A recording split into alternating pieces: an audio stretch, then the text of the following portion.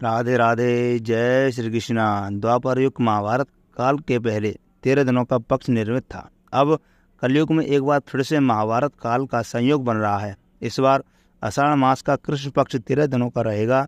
ज्योतिष शास्त्र के अनुसार इस दुर्योग काल कहा जाता है। ऐसी मान्यता है इस समय में प्राकृतिक प्रकोप की स्थिति ज़्यादा होती है। कई सौ सालों के बाद इस बार ऐसा संयोग देखने को मिलेगा। हिंदू पंचांग के अनुसार इस बार आषाढ़ कृष्ण पक्ष की शुरुआत 23 जून से हुई है, जो 5 जून तक रहेगी। इसके बाद 6 जुलाई से आषाढ़ शुक्ल पक्ष की शुरुआत होगी, जो 21 जुलाई तक रहेगी। आमतौर पर कृष्ण पक्ष और शुक्ल पक्ष 15-15 दिनों के होते हैं। कभी कभी तिथियों की हानि के कारण यह पक्ष 14 दिनों का भी हो जाता है। और जानकारी के अनुसार दैव योगों से 13 दिनों का आषाढ़ कृष्ण पक्ष योगों के बाद आता है। इसलिए किसी प्रकार के दुख या बाधाओं से बचने के लिए इन 13 दिनों में खास तौर पर जो विशेष तिथियाँ होती हैं उसमें सच्चे मन से पूजा पाठ या किसी भी मंत्र का जाप करना चाहिए और उन्हें विशेष तिथियों पर अपनी सामर्थ्य के अनुसार दान दक्षिणा पूजा श्राद्ध कर्म अपनी अपनी सामर्थ्य के अनुसार करना चाहिए। आषाढ़ के महीने में जगत के पालनहार भगवान श्री विष्णु और भगवान शिव की पूजा का विधान है। इस महीने में देवी देवताओं के विश्राम के समय की शुरुआत होती है। ऐसी मान्यता है कि आषाढ़ महीने में तीर्थ दर्शन करने से सबसे अधिक पुण्य मिलता है। आषाढ़ महीने के शुक्ल पक्ष की देवशयनी एकादशी से भगवान विष्णु 4 महीने की योग निद्रा में चले जाते हैं और आषाढ़ महीने में ही श्राद्ध तर्पण पिंडदान स्नान और दान आदि कर्म भी किए जाते हैं। पितरों के लिए पिंडदान श्राद्ध तर्पण आदि कार्य करने के लिए अमावस्या तिथि को सबसे शुभ तिथि माना गया है।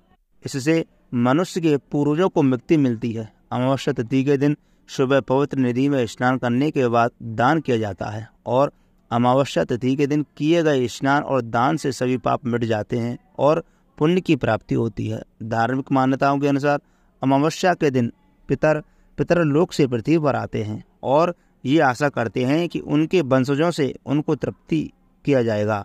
उसी वजह से अमावस्या के दिन पितरों की तृप्ति के लिए तर्पण पिंडदान श्राद्ध आदि किए जाते हैं।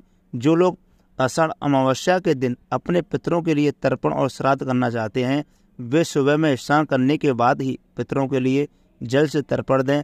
कुछ काले तिल सफ़ेद पुष्प और जल से पितरों के लिए तर्पण देना चाहिए।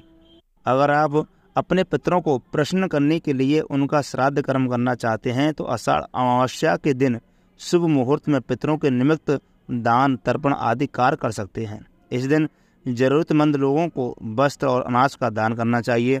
शाम को पीपल के पेड़ पर सरसों के तेल का दीपक जरूर जलाना चाहिए, क्योंकि कहते हैं पीपल के पेड़ पर पितरों का भी वास होता है। और शाम के समय अपने घर में दक्षिण दिशा में सरसों के तेल का एक दीपक भी अवश्य जलाना चाहिए। अमावस्या के दिन आटे का दान करना भी बहुत अच्छा माना जाता है। इसके अलावा आप इस दिन नमक और चीनी के अलावा आंवले का दान भी कर सकते हैं। आंवले का आप किसी की भी रूप में दान कर सकते हैं। अमावस्या तिथि को शास्त्रों में बहुत ही नियम और संयम का पालन करने वाला दिन माना जाता है। इसलिए इस दिन भूलकर भी किसी बुजुर्ग का अपमान ना करें, किसी के साथ वाद विवाद ना करें। अमावस्या तिथि पर मांस मदिरा का सेवन तो भूलकर भी ना करें और द्वार पर आए हुए किसी भी भिक्षुक को खाली हाथ न जाने दें।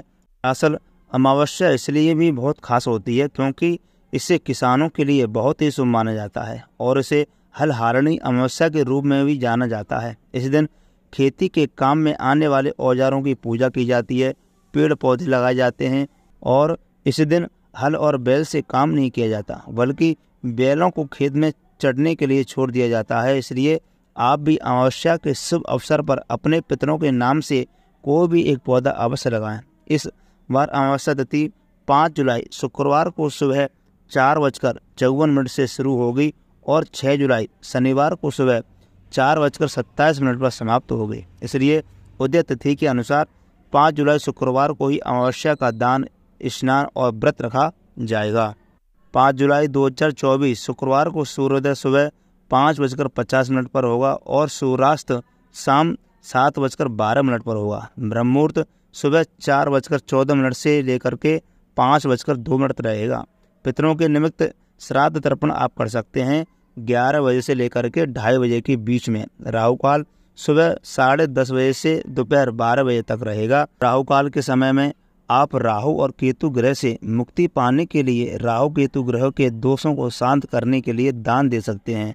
लोहे का, काले कपड़ों का या काली चीज़ों का दान आप कर सकते हैं, क्योंकि ब्रह्म मुहूर्त के समय सभी पवित्र नदियों के जल में देवी देवताओं का वास होता है। इसलिए ब्रह्म मुहूर्त में किसी भी पवित्र नदी में या पवित्र नदी के जल से आप स्नान कर सकते हैं और स्नान करने के बाद ही आपको दान करना चाहिए।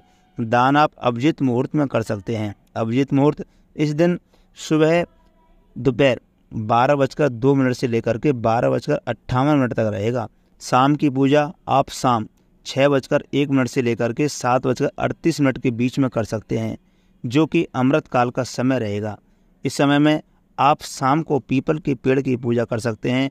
अपने घर के मुख्य द्वार पर या दक्षिण दिशा की तरफ एक दीपक भी जला सकते हैं। तो आषाढ़ अमावस्या की पूजा बिना कथा के अधूरी रहती है। आषाढ़ अमावस्या की कथा भी हमारे चैनल पर सुनाई जाएगी। इस दिन आप कथा भी जरूर सुनिएगा। जानकारी अच्छी लगी हो तो वीडियो को लाइक और चैनल को सब्सक्राइब नहीं किया हो तो अभी कर लीजिए। जय श्री राधे।